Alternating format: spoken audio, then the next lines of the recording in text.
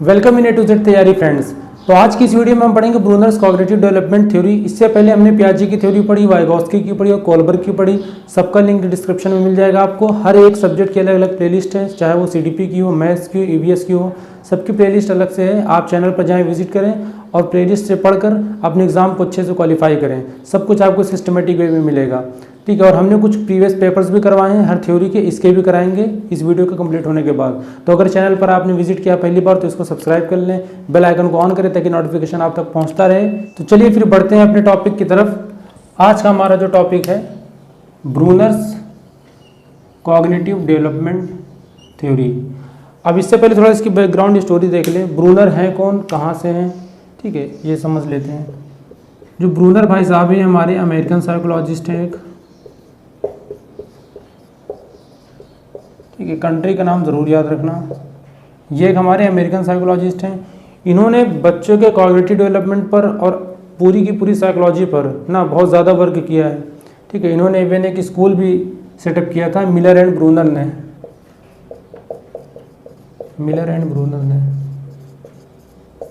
ठीक है। तो अब समझ जाओ कि कितना ज़्यादा इनको ज्ञान रहा होगा साइकोलॉजी का। अब इनके हिसाब से हम समझते हैं कि इन्होंने बच्चों को जो उनकी लर्निंग एबिलिटी होती है ना, उसके बारे में इन्होंने इनके हिसाब से ये बोला है कि जो बच्चा होता है वो कोई भी चीज़ को लर्न कर सकता है, किसी भी चीज़ को सीख सकता है ना। शर्त ये नहीं कि वो कॉम्प्लेक्स होगी या इजी होगी, वो इजी चीज़ भी सीख सकता है, कॉम्प्लेक्स चीज़ भी सीख सकता है, बशर्ते हमें किसी चीज़ को या किसी कंटेंट को किस तरीके से रिप्रेजेंट कर रहे हैं, किस वे में हम उसके सामने प्रेजेंट कर रहे हैं, उसका प्रेजेंटेशन कैसा है, ये मायने रखता है कि वो कितना प्रभावी हो सकता है, कितना इफेक्टिव हो सकता है वो मेथड, जिससे बच्चा आसानी से सीख सके। तो इनके हिसाब से चाहे एडल्ट हो या चाइल्ड हो, अगर हमें किसी को कुछ नया सिखाना है या कोई बहुत कॉम्प्लेक्स चीज़ है तो हमको ये नहीं देखना चाहिए कि वो कंटेंट कैसा है हमारा, ना कि कंटेंट हमारा सही कि नहीं। सपोज करिए मैं अगर आपको लेक्चर दे रहा हूँ तो ऐसा नहीं, दुनिया के कई टीचर्स हैं जिनको इस थ्योरी के बारे में पता है, मगर मैं इसको कैसे रिप्रेजेंट कर पा रहा हूँ आपके सामने, ना कि आपको ईजिली समझ में आ रहा है कि नहीं। हो सकता है मुझसे भी कोई बेहतर प्रेजेंट करे, तो हम क्या कहेंगे कि उसका प्रेजेंटेशन अच्छा है। तो मेन क्या मायने रखता है कि हम किसी भी कंटेंट को, किसी भी लर्निंग वाली चीज़ों को हम कैसे प्रेजेंट करते हैं। तो उन्होंने ज़्यादा वर्क ये बताया कि हम प्रेजेंटेशन कैसे करना चाहिए। अब इन्होंने देखो क्या बोला है कि जो हमारी लर्निंग होती है वो हमें कोशिश करना चाहिए, अगर कोई टीचर ये चाहता है कि हम बच्चों की लर्निंग एबिलिटी को कैसे मैक्सिमम कर सकते हैं तो उसको दो चीज़ का ध्यान देना चाहिए। सबसे पहली चीज़ जो उनके हिसाब से है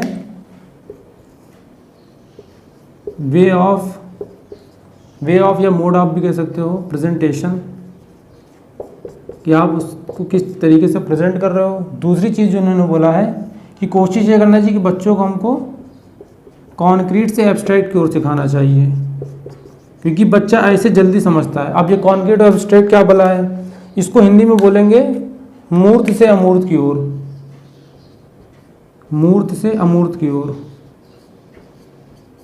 मतलब ऐसे ऑब्जेक्ट्स जिनको आप टच कर सकते हो, देख सकते हो, ठीक है। मान लो कोई टॉय हो गया, ठीक है, या कोई भी सॉलिड ऑब्जेक्ट्स हो गए, तो इनको हम क्या बोलेंगे कि ये कोई मूर्त चीज़ है, कॉन्क्रीट ऑब्जेक्ट है।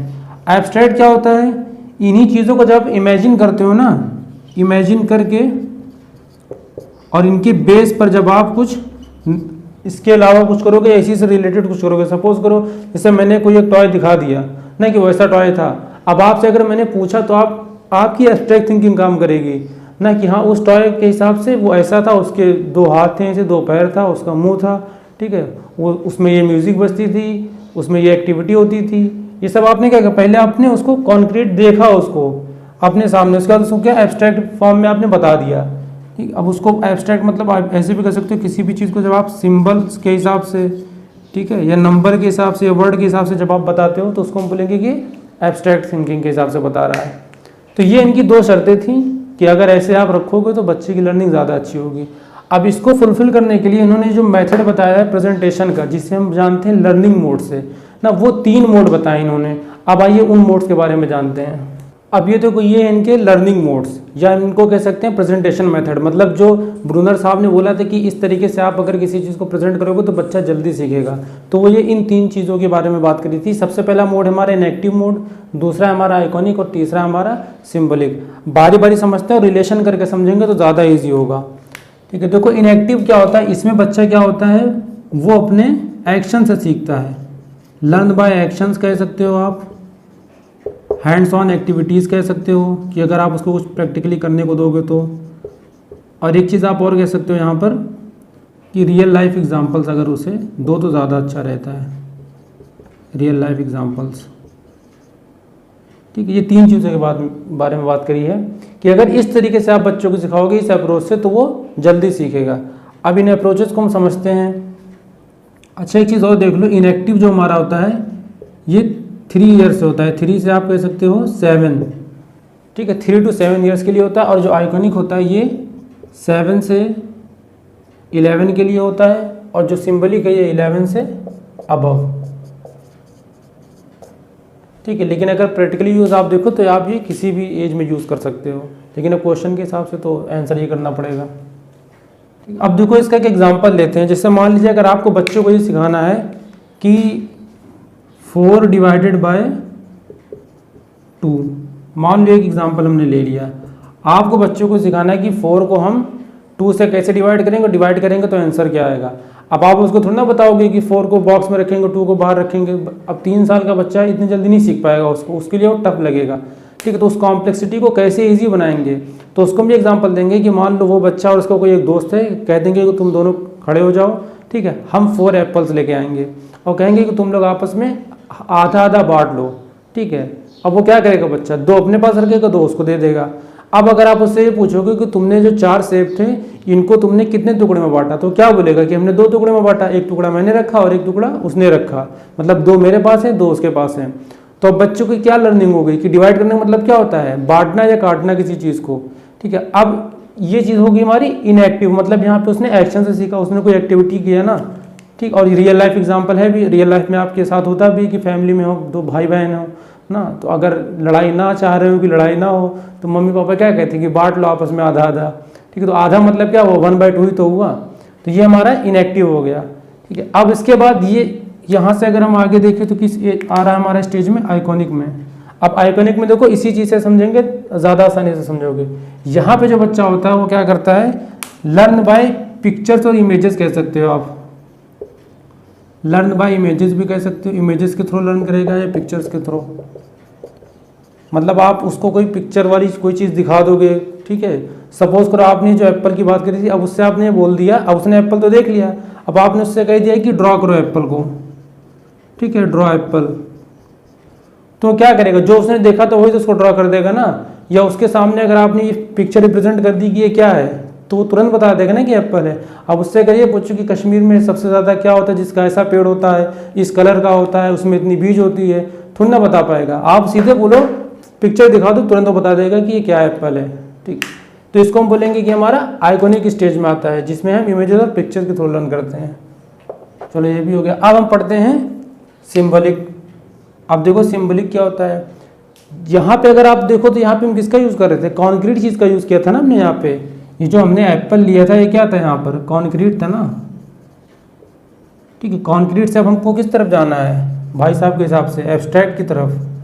तो सिंबलिक मतलब क्या हुआ कि जिन चीज़ों को हमने देख लिया, ठीक है, समझ लिया, अब उनका हम क्या सिंबलिक रिप्रेजेंटेशन करेंगे। सिंबलिक या वर्ड्स की फॉर्म में अगर वो चीज़ हमारे सामने आई तो हम पहचान लेंगे। तो मतलब सिंबल्स मतलब क्या हुआ कि जब हम किसी भी चीज़ को सीखते हैं, लर्न थ्रू वर्ड्स कह सकते हो आप, सिंबल्स कह सकते हो। ठीक है, सिंबल्स मतलब कोई भी मैथमेटिकल सिंबल कह सकते हो आप। जैसे बोल दिया इसको इससे डिवाइड करना है, या इसका मतलब फाइंड वैल्यू ऑफ एक्स, ये सब एग्जांपल्स। तो अब सिंबल्स और वर्ड से कैसे, यहाँ से अगर देखो आप कंपेयर करके, तो यहाँ पे चलो आपने एप्पल ड्रॉ करा दिया। एप्पल ड्रॉ कराने के बाद अब आपने अगर उसको ये क्वेश्चन दे दिया इसी बेस पर कि आप यहाँ पर 8 को डिवाइड करो, 8 डिवाइडेड बाय 4। ठीक है, अब वो क्या करेगा, अगर 8 को 4 से डिवाइड करना है, अब वो थोड़ी ना बार बार 4 बच्चों को इकट्ठा करेगा। अब उसके अंदर समझ में आ गया है कि हमको इसको काटना रहता है कि कितने टाइम्स में ये जा सकता है। तो सीधे आप उससे क्वेश्चन करा दोगे, वो कर देगा। 8 यहाँ रखेगा, 4 यहाँ। ठीक है, 4 2 = 8, ये तो सब कर लोगे ना। तो इसमें क्या हो गया कि उसने उस चीज़ से लर्न कर लिया। तो अब ये बताओ, अगर हम डायरेक्ट बच्चों को यहाँ सिखाते हैं, इस स्टेज पे पहुँचा देते हैं सीधे, तो सीख पाता कुछ, या तो वो रटता और फिर रट के उसी फार्मूले के बेस पे करता। और अगर हम उसको इसके थ्रू लेके जाएंगे तो उसके लिए चीज़ें ज़्यादा होंगी। पहले वो मेथड समझ लेगा कि हमें करना कैसे है, फिर वो उस चीज़ को पहचान लेगा, उसके बाद फिर क्या करेगा उसको, अब एब्स्ट्रैक्टली आप कुछ भी दे दो, कितना भी नंबर बदल दो, इस बेस पे कोई भी क्वेश्चन दे दो, वो सब में क्या करेगा, अपने स्कीमा में जो बैठाला था वो सब कुछ रिकॉल करके सही कर देगा। अब देखो ये तो होगी लर्निंग मोड की बात, ठीक है। इसके बाद इन्होंने 3 और चीज़ों की बात करी है जिसको हम क्या कहते हैं। अब देखो हमारा स्पायरल करिकुलम क्या होता है, अगर वर्ड से देखो स्पायरल का मतलब आपको डेवलपमेंट वाले में क्लियर बता दिया था कि ऐसे होती है कोई चीज़, ठीक है। मतलब हमको बार बार किसी एक स्टेज से होते हुए गुजरते रहना है, ठीक है, रुकना नहीं है एक जगह पे, थोड़ी देर रेस्ट लेना है फिर वो चीज़ दोबारा करनी है।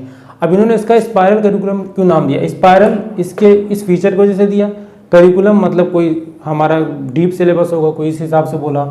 अब देखो इनमें इन्होंने 3 चीज़ें की बात करी। सबसे पहली बात कि आप जो बच्चों को सिखा रहे हो ना, आप उसी चीज़ को फिर दोबारा भी सिखाना, मतलब जो मेथड या जो क्वेश्चन या जो भी टॉपिक आपने बताया, ठीक है, वैसी टॉपिक उसको फिर से ज़रूर बताना कि दोबारा उस चीज़ पर आए। जैसे हमारा टेस्ट हो जाता है या एग्ज़ाम हो जाता है तो बीच में टीचर्स क्या बोलते हैं कि रिवीजन कर लो, क्यों बोलते हैं, हम क्या बोलेंगे, child should revisit the topic at equal interval, ठीक है, इंटरवल इधर लिख लेते हैं, ठीक है, कि मतलब उसको हर महीने, हर हफ्ते या हर 2-3 महीने पे क्या करना चाहिए, किसी भी चीज़ को आप सीखोगे तो क्या होता है, आपको एक पर्टिकुलर इंटरवल पे आप उसको फिर से एक बार पढ़ना ज़रूरी रहता है, ठीक है, आपको दोबारा विजिट करना है, ऐसे समझ लो। दूसरा जो हमारा इन्होंने क्या बोला कि the level of the topic, मतलब जो भी चीज़ आप उसको लर्न करा रहे हो, चाहे वो स्टडी से रिलेटेड हो या कोई भी चीज़ हो, the level of the topic is to be increasing.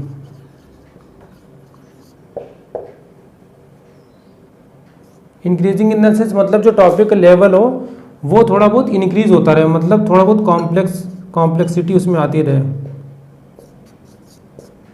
ठीक है। ये नहीं कि वही आसान चीज़ बार बार पढ़े हो, अगर एक बार उसने सीख लिया है तो जैसे आप रनिंग करते हो नॉर्मली क्या करते हो, पहले आप शुरू में गए 100 मीटर दौड़ा, 200 मीटर दौड़ा, अब क्या आप पूरे साल 200 मीटर दौड़ोगे, क्या करोगे, 50-50 मीटर, 10-10, 20-20 मीटर क्या करोगे, बढ़ाओगे ना आप, तो क्या आप लेवल बढ़ा रहे हो ना, कॉम्प्लेक्सिटी बढ़ा रहे हो ना, ठीक है। तीसरी देखते हैं हम, जो न्यू इन्फॉर्मेशन हो उसकी या न्यू लर्निंग हो,